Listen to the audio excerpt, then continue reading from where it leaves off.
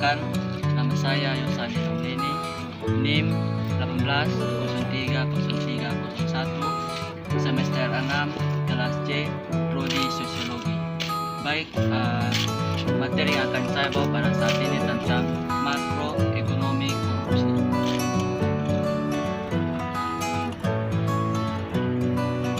A few moments later. Duduk sendiri baginya nih, pamalas sih.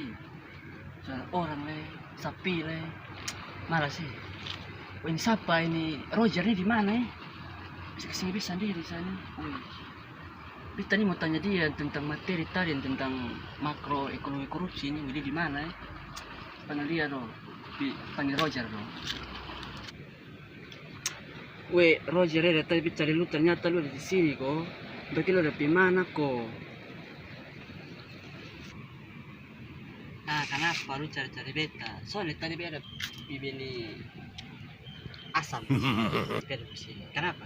Lu sendiri kok? Beta di sini. Ke mana? Lu perlu beta kok?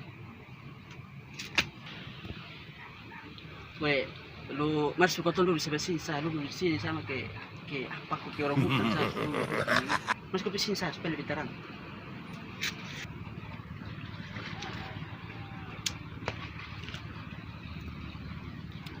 Ini Roger.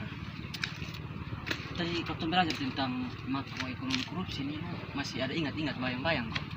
Daripada kau dulu begini, kau dua bahas kok. Kau tambah memahami materi yang tadi kau belajar.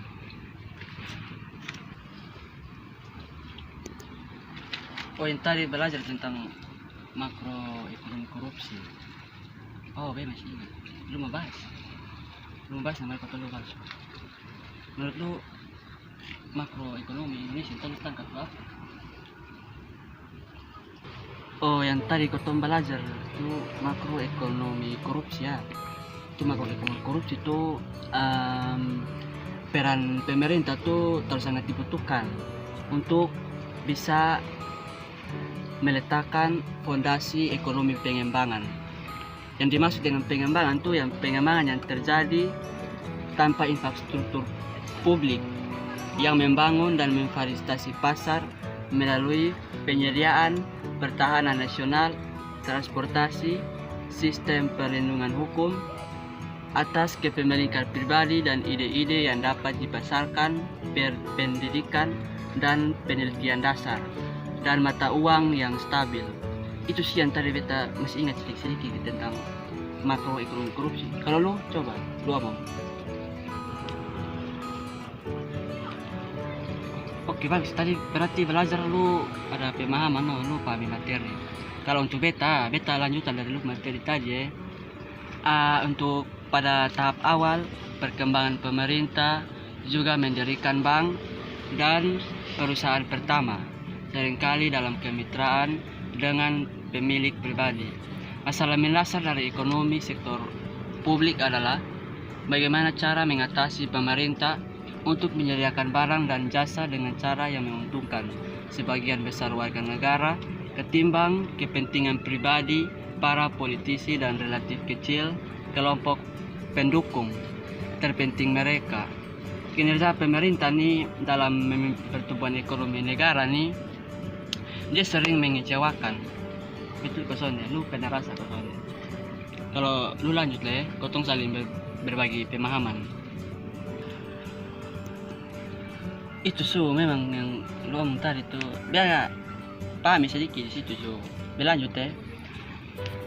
Motif egois dan politik yang menjauhkan sumber daya investasi dalam produktivitas masa depan dan untuk membiayai konsumsi saat ini, kelompok yang disukai akibatnya pertumbuhan berkelanjutan di banyak negara. Negara miskin tidak pernah terjadi. Perekonomian yang sukses sebelumnya telah mengalami kemacetan pertumbuhan dan pendapatan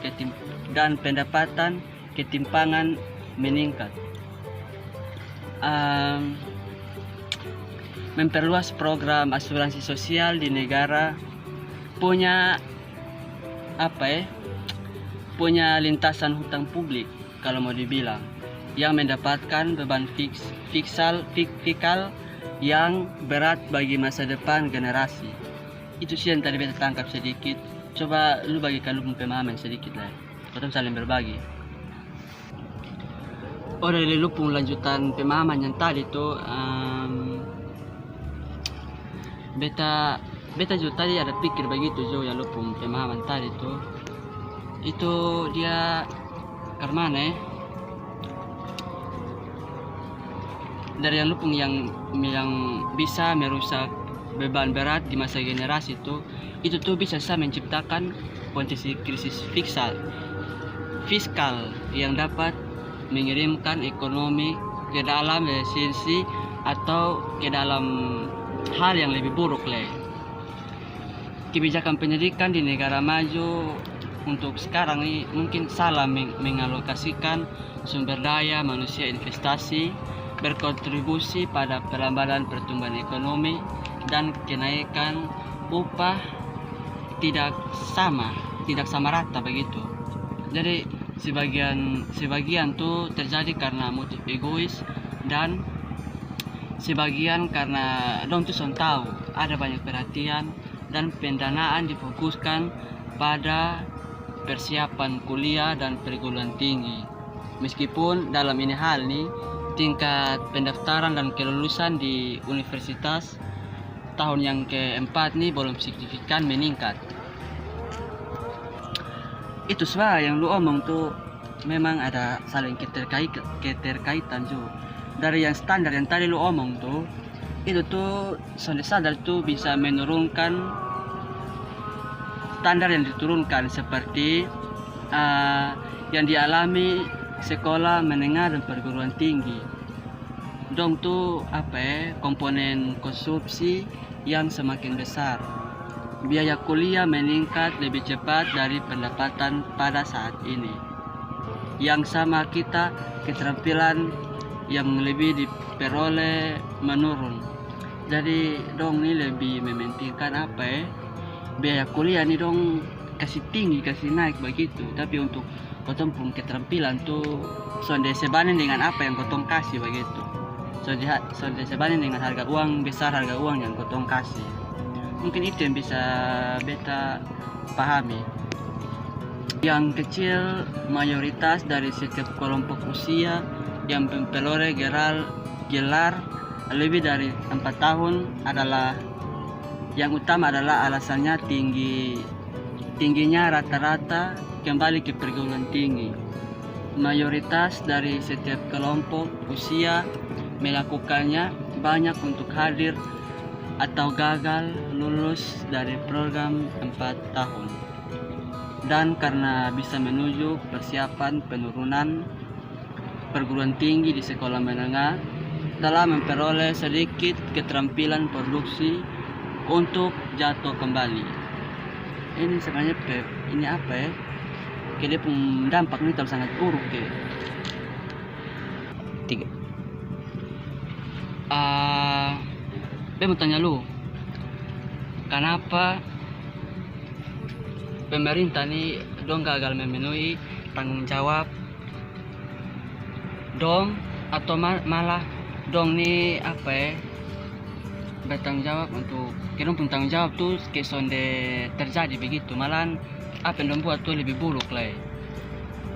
Kotong bisa yang dong lihat lebih buruk dan malahan dong langsung melakukan yang namanya korupsi. Menurut beta, korupsi orang Yunani kuno tuh menemukan kalau demokrasi dengan partisipasi yang mungkin lebih langsung warga negara daripada demokrasi saat ini. Meskipun partisipasinya aktif, warga negara mereka tetap cukup khawatir tentang motif egois politisi.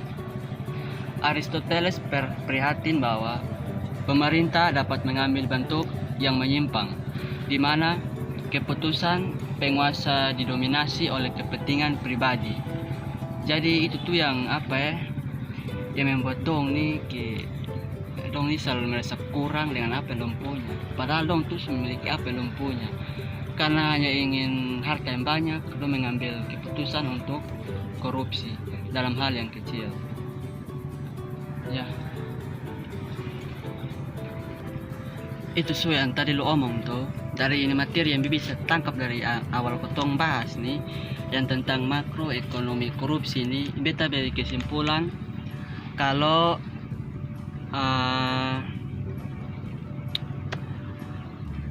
bahwa perilaku korup nih dong nih sangat mengakar dalam budaya dan standar resep penghargaan dan hukuman ekonomi mungkin tidak cukup untuk menghilangkan ini korupsi.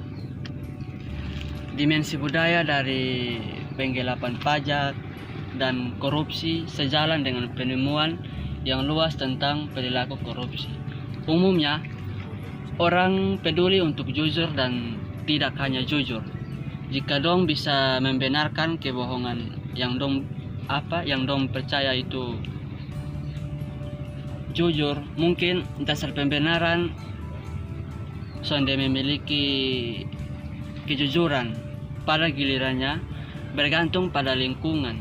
Orang membandingkan ketidakjujuran dengan perilaku yang mereka amati dalam kehidupan sehari-hari.